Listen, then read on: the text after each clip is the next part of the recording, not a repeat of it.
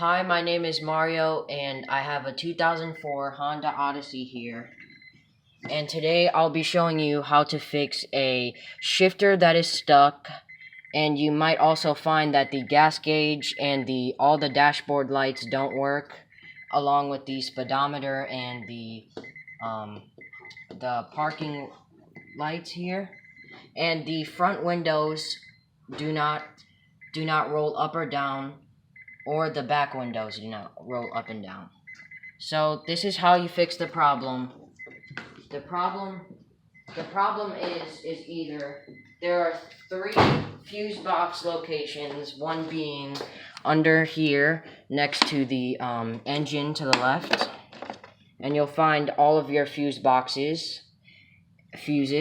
and then if you go to the passenger,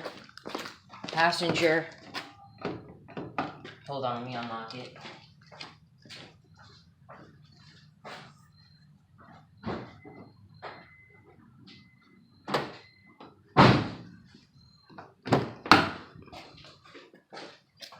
So you will find in the passenger, to the left of the door, under the glove box, you'll find all of these fuses. So that's the second fuse box location.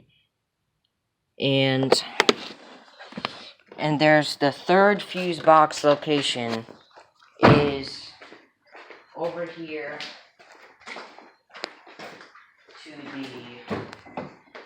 to the left of the emergency parking brake, and it's above this hood latch. So this is where we found our fuse, but depending on your year of your car, it could be different. So if we take this off, you'll find that 1, 2, 3 up is number 10, which if you take it out, the windows will not roll up or down, the shifter will be stuck in place, and all the lights won't work, and that's pretty much it. So, thank you for watching. If you enjoyed this video and it helped you, please give a thumbs up.